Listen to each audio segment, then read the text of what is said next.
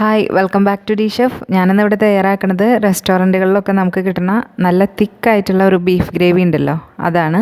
അതിന് വേണ്ടിയിട്ട് 1 kilo beef ഞാനിവിടെ എടുത്തിട്ടുണ്ട്. ഇനി ഇതിലോട്ട് ഞാൻ ചേർക്കുന്നത് 1/2 ടീസ്പൂൺ മഞ്ഞൾപ്പൊടിയും പിന്നെ ഉപ്പും കുറച്ച് മല്ലിയില ചെറുതായിട്ട് നുറുക്കിയതാണ്. അത് ഇതിലോട്ട് ചേർത്ത് കൊടുക്കാം. ഇനി ഇത് നല്ലപോലെ മിക്സ് ചെയ്തെടുക്കാം. ഇത് എൻ്റെ തന്നെ ഒരു റെസിപ്പിയാണ്. ഞാൻ ട്രൈ ചെയ്ത് നോക്കിയിട്ട് സക്സസ് ആയിട്ടുള്ളൊരു റെസിപ്പിയാണ്. അപ്പോൾ നിങ്ങളും ഇത് ട്രൈ ചെയ്ത് നോക്കാം.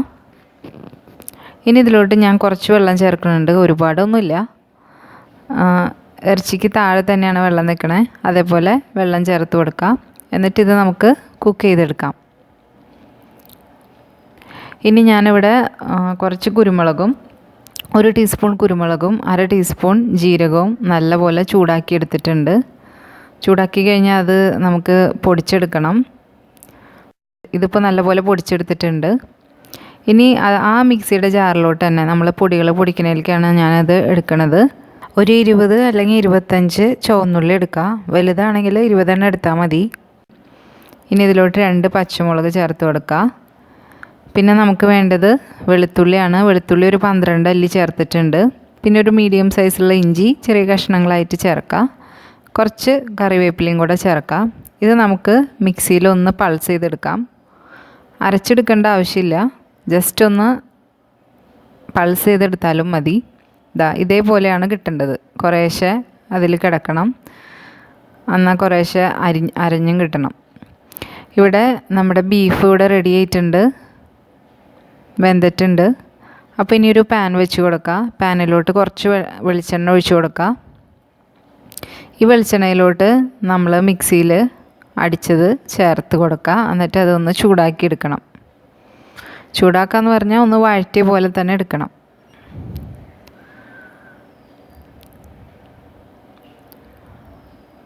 ഇപ്പം നല്ലപോലെ മിക്സ് ചെയ്ത് കൊടുത്ത് നല്ലപോലെ നമുക്കിത് ചൂടാക്കി എടുക്കാം. അത് വഴണ്ട് വന്നിട്ടുണ്ട്, നല്ലപോലെ ചൂടായിട്ടുണ്ട്. ഇതിലോട്ട് ഞാൻ ഒരു തക്കാളി ചേർക്കുകയാണ്. തക്കാളി ചെറുതായിട്ടാണ് അരിഞ്ഞേക്കണത്. ഒരു ചെറിയ തക്കാളിയാണ് എടുത്തിരിക്കുന്നത്. കുറച്ചും കൂടെ വേപ്പില ചേർത്ത് കൊടുക്കാം. ഇനി നല്ലപോലെ മിക്സ് ചെയ്തെടുക്കാം. കുറച്ച് നേരം നമുക്കൊന്ന് അടച്ചു വയ്ക്കാം. അപ്പോൾ ആ തക്കാളിയൊക്കെ പെട്ടെന്ന് തന്നെ ശരിയായിട്ട് കിട്ടും. ഇപ്പോൾ ഇത് ഏകദേശം ശരിയായി വന്നിട്ടുണ്ട്. ഇനി ഇതിലോട്ട് ഞാൻ ചേർക്കുന്നത് കാശ്മീരി ചില്ലി പൗഡറാണ്. അത് 2 ടീസ്പൂൺ ചേർക്കുന്നുണ്ട്, എങ്കിലേ നല്ല കളർ ഉണ്ടാവുള്ളൂ. 1 ടീസ്പൂൺ ഗരം മസാലയും ചേർക്കുന്നുണ്ട്.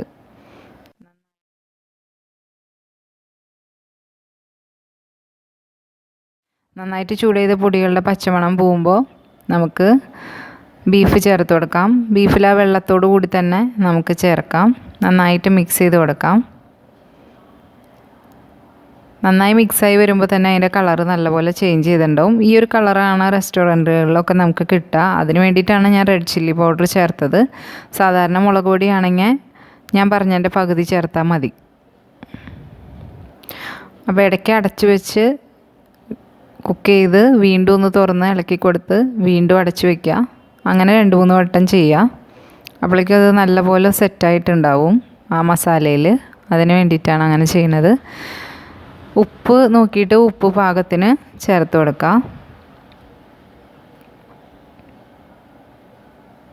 ബീഫ് വേവിക്കുന്നതിൽ നമ്മൾ ഉപ്പിട്ടതാണ്, അപ്പോൾ അതിനനുസരിച്ച് ചേർത്താൽ മതി. ഇനി അവസാനമായിട്ട് കുറച്ച് മല്ലിയില ചേർക്കാം. മല്ലിയില ചേർത്ത് കഴിഞ്ഞിട്ട് ഒന്ന് അടച്ചു വയ്ക്കുക. അപ്പോൾ ആ മണമൊക്കെ അതിൽ നിന്നോളും.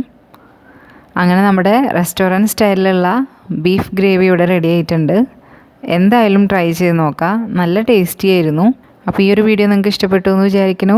ഇഷ്ടപ്പെട്ടിട്ടുണ്ടെങ്കിൽ ലൈക്ക് ചെയ്യാൻ മറക്കല്ലേ. ആദ്യമായിട്ടാണ് ചാനൽ കാണുന്നതെങ്കിൽ ചാനൽ സബ്സ്ക്രൈബ് ചെയ്യുക. കൂടെ കാണുന്ന ബെല്ലൈക്കൺ ക്ലിക്ക് ചെയ്യണം, എങ്കിൽ ഞാൻ പുതിയ വീഡിയോസ് ഇടുമ്പോൾ നിങ്ങൾക്ക് നോട്ടിഫിക്കേഷൻ കിട്ടുള്ളൂ. പിന്നെ താഴെ ഡിസ്ക്രിപ്ഷൻ ബോക്സിൽ എൻ്റെ ഫേസ്ബുക്ക് പേജിൻ്റെ ലിങ്ക് കൊടുത്തിട്ടുണ്ട്, അതൊന്ന് ലൈക്ക് ചെയ്യുക.